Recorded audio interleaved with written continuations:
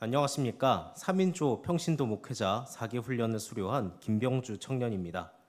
영락교회의 3인조 교회와 훈련에 대해 접한 건 2년 전 겨울 회사 면접을 위해 안강 땅을 처음 밟았을 때 교회에 걸려있던 현수막을 통해서였습니다.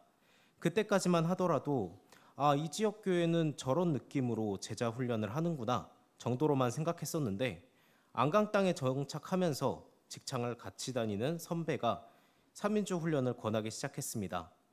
처음에는 완곡하게 교회에 적응할 시간이 필요하다는 이유로 애둘러서 거절하면서 피했습니다. 20살 때 교회가 내부 일로 분열되고 싸우는 모습과 다른 교회들이 제가 나고 자란 교회에 돌을 던지는 모습을 보며 다른 교회에 대한 막연한 두려움이 있었던 저로서는 이 제안이 짐으로 다가왔습니다. 하지만 우연한 계기로 교회 학교와 야베스 찬양팀 등으로 섬기기 시작하면서 마지못해 훈련을 신청하게 되었습니다. 약 6달간의 훈련 기간을 한 단어로 정리해 본다면 제 신앙의 엑스레이라고 하고 싶습니다. 겉에 보이지 않는 골절을 찾아내 치료할 견적을 내는 엑스레이처럼 이 3인조 훈련 과정은 제가 직면하지 않으려 했던 신앙의 균열들을 다시 바라보고 점검하는 과정이었습니다.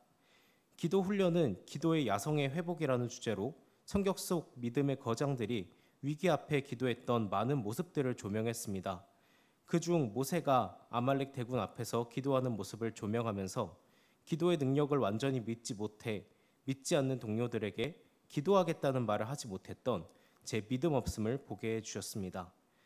모세는 여호수아를 전쟁터로 보내면서 여호수아가 전쟁터에 있을 그 시간에 자기는 하나님의 지팡이를 잡고 산 꼭대기에 서겠다고 했습니다. 그것은 여호수아를 위해 기도하겠다는 말이었습니다.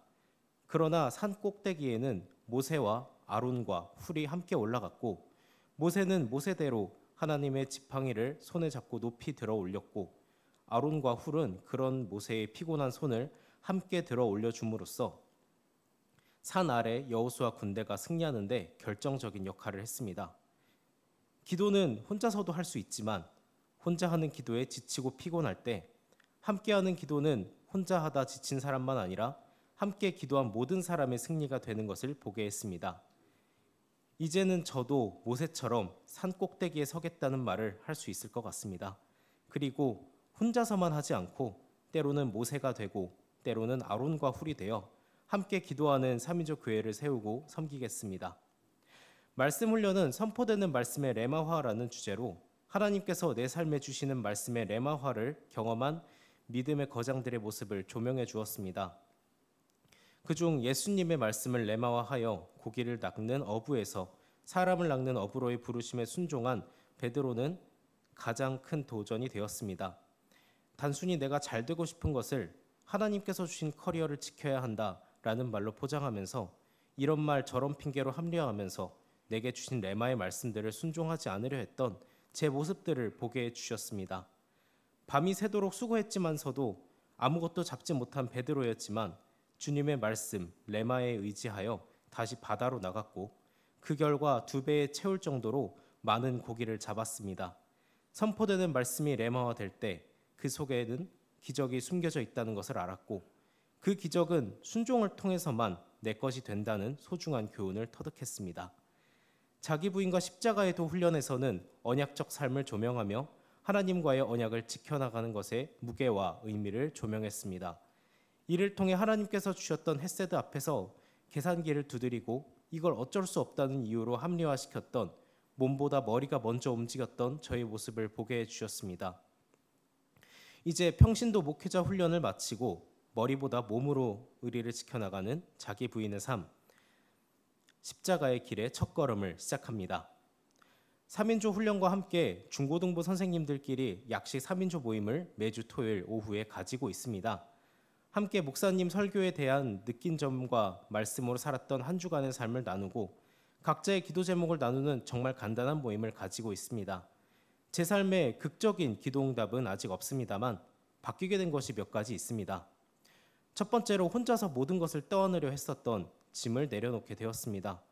대학생 시절과 군복무 시절 동안에 기도했던 분야의 직장에 취업한 저는 힘든 것을 털어놓는 것이 유독 어려웠습니다.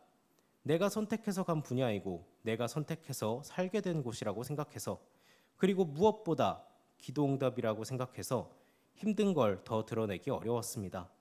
그리고 주변에 제 또래가 많이 없다 보니 털어놔 봤자 이해해주고 공감해줄 거라는 기대가 없었던 것도 있었습니다. 그렇게 밝은 척하고 마냥 행복한 척하며 살아가다 보니 어느새 점점 의욕도 떨어지고 마음속에 무거운 감정들에 짓눌리는 제 모습을 보았습니다.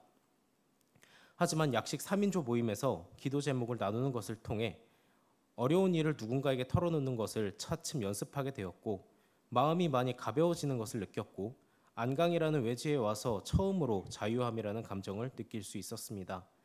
그리고 혼자서 힘든 것을 떠내려 하는 것도 어찌 보면 교만이었다는 것임을 깨달았습니다.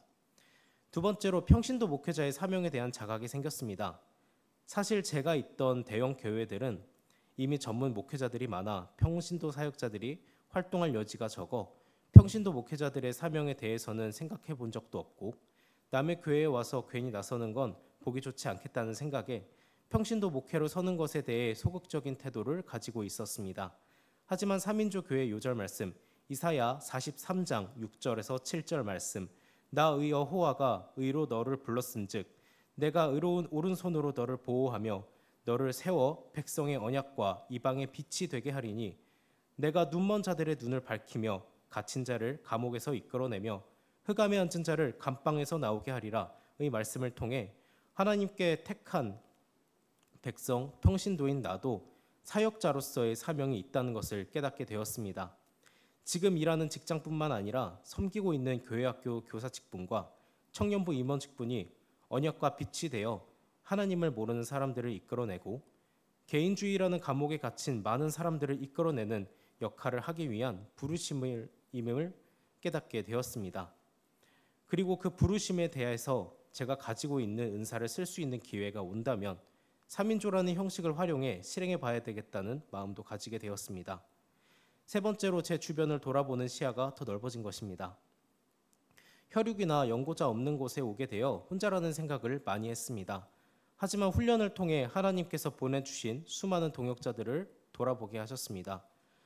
가끔 저를 짓궂게 놀려먹고 어디로 튈지 몰라서 당황시키지만 주일 저녁에 외롭지 않게 함께 식사해주는 청년부원들, 카페에서 외지 청년을 따뜻하게 맞아주시고 때로는 부모님처럼 걱정해주시는 집사님들과 권사님들, 그리고 오고 가며 격려해주시는 장로님들, 그리고 교회에서 안부를 물어봐 주시는 목사님과 사모님까지, 비록 혈육은 아니지만 덕분에 본가에 자주 가기 어려워 가족과 단절된 느낌을 많이 가졌던 제게 큰 위로가 되었습니다. 제가 시야가 좁아 보지 못했지만 하나님께서는 제게 기도해 줄, 그리고 중보해야 할 가족들을 보내주셨던 것입니다. 끝으로 3인조 교회를 꼭 했으면 좋겠는 분들에 대한 이야기와 앞으로 평신도 목회자로서 나아가고자 하는 제 모습에 대한 이야기로 간증을 마무리하려고 합니다.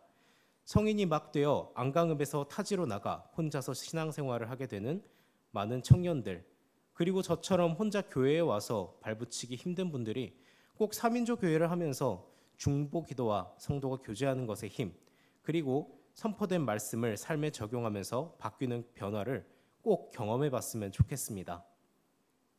그리고 그 변화를 통해 우리를 대한민국의 언약과 이방의 빛으로 부르신 하나님과의 언약을 세워나가는 경험이 있기를 원합니다.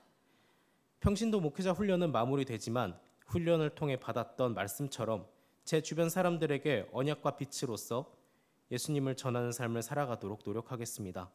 특별히 중고등부 교사로 불러주셨는데 진로에 대해서 고민하는 친구들에게 많은 경험과 넓은 시야를 주는 사역자가 되도록 기도하고 노력하겠습니다. 감사합니다.